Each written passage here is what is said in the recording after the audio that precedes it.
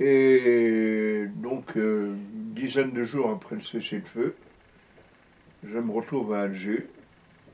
Bab el-Oued donc est bouclé. Et ce 26 mars, c'était un lundi, on voit que euh,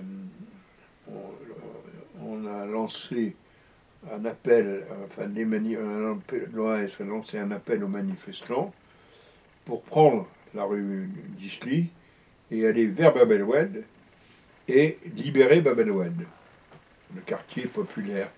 Quartier populaire, il faut le savoir, Bab el-Oued, au début de la guerre d'Algérie, les députés les députés de Bab el-Oued étaient communistes. C'était tous des gens assez souvent d'origine espagnole ou italienne. C'était un quartier tout à fait particulier, Bab el-Oued, qui avait son charme et aussi ses règles, hein, où ça flinguait beaucoup. Hein. Et donc là, la manifestation se met en marche. Et elle part de la rue Michelet. Elle passe devant le plateau des Glières et on arrive devant la Grande Poste. Et puis là, il y a un cordon de troupes. Ce sont des soldats d'origine algérienne. Ce sont des soldats français. Hein. Mais ils sont équipés avec des casques lourds de l'armée française. Et moi, je suis à 100 mètres de là, en train de discuter, déjeuner avec quelques bons copains de ceux qu'on appelait le Maghreb Circus, c'est-à-dire tous les journalistes qui couvraient la guerre d'Algérie. Et puis tout d'un coup, l'un d'entre nous dit mais attention, allons-y les gars, ça chie, ils sont en train de manifester. Donc on descend à toute allure et on remonte juste la rue, juste à la hauteur du barrage de la rue d'Isly. Et là, il y a dans l'ordre René Duval, qui est d'Europe numéro 1, il y a Gérard Marin du Figaro, il y a Paul-Marie de Lagorce, qui est du Nouvel Obs, et moi, qui suis de Radio Luxembourg, avec Guillonneau, mon technicien. Et donc, on se dépêche d'arriver, et puis là, qu'est-ce qu'on voit on assiste les barrières sont rompues, il y a déjà une partie de la foule qui est partie, et il y en a encore une autre partie qui veut rentrer, et à ce moment-là, le barrage est complètement dispersé. Et à ce moment-là, ça commence à tirer de tous les côtés. Et très franchement, je ne sais pas de quel côté ça tire. Sinon que j'entends encore la phrase de Duval, qui entend le petit lieutenant qui commandait ce petit groupe, halte au feu, halte au feu. À ce moment-là, moi je suis reparti, donc à 100 mètres de là. J'ai pris deux filles qui étaient planquées dans le couloir, je les ai remontées au studio et je leur ai fait raconter. Et déjà mon problème, c'est qu'à l'époque, Luxembourg était en train de diffuser un feuilleton pour les dames et les demoiselles, elle fait une connerie, et que je ne pouvais pas avoir l'antenne. Hein. Et donc là, j'ai pris ces deux filles que je ne connais pas, qui étaient sur mes genoux, qui pleuraient, et qui m'ont raconté et j'ai raconté évidemment ce que j'avais vu. Puis ça a dû durer, je sais pas, une demi-heure, trois quarts d'heure.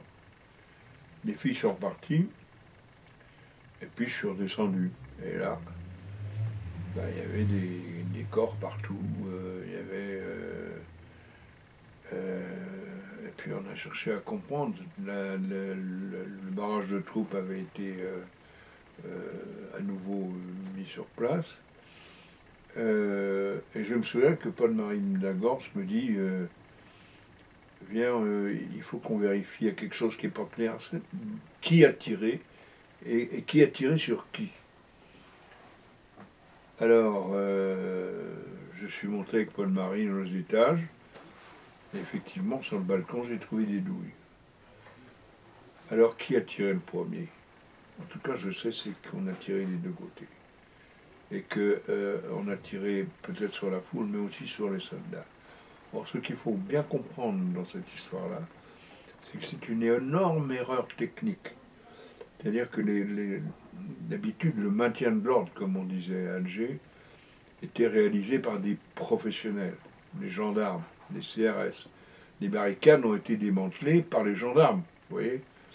Et là, on se trouve avec une vingtaine de jeunes gars qui, pour la plupart, n'étaient jamais venus à Alger. Et qui, je les vois encore quand je me suis approché d'eux. Ils étaient comme ça, ils étaient tremblants, ils avaient peur. Et c'est à ce moment-là que la fusillade a explosé, a éclaté. Et il y a eu, je crois, presque 80 morts. On a tous le soir raconté ce qu'on avait vécu. Je suis allé dans les hôpitaux voir la morgue, c'était pas beau. Et le lendemain matin, on est convoqué au gouvernement général. Et le préfet, qui s'appelait Morin, dit bon, voilà, on vous demande maintenant de ne plus participer à ce genre de manifestation, il y a danger, et ainsi de suite. Et à ce moment-là, je ne sais plus lequel d'entre nous dit qu'est-ce que vous avez mis comme service d'ordre.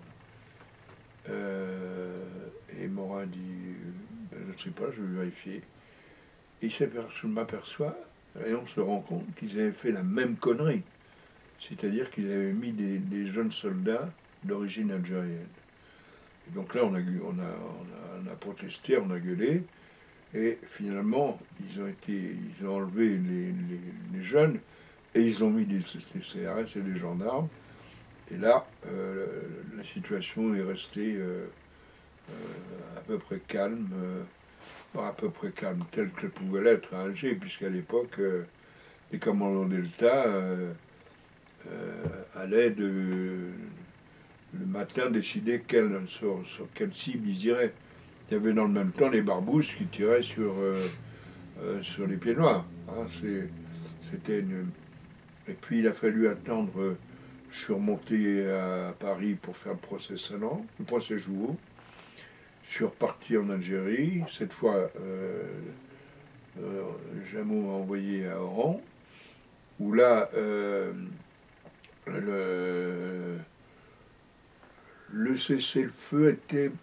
On sentait qu'il se passait quelque chose. Il y avait des libéraux qui s'appelaient Jacques Chevalier, l'ancien maire d'Alger, Jean-Marie Tinet, des gens que je connaissais qui étaient des libéraux. Vous savez, être un libéral pendant la guerre d'Algérie, c'était quand même très difficile.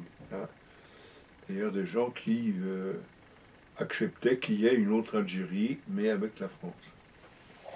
Et donc je suis parti à Oran. Et là, je suis arrivé à Oran où le patron était le colonel Dufour. Et là, alors, ça a été la terre brûlée, l'incendie des raffineries, la grande poste démolie, ainsi de suite. Et ben c'est là que j'ai décidé, avec Madeleine Riffaut, qui était une journaliste communiste, une des rares d'ailleurs qui ait fait la guerre.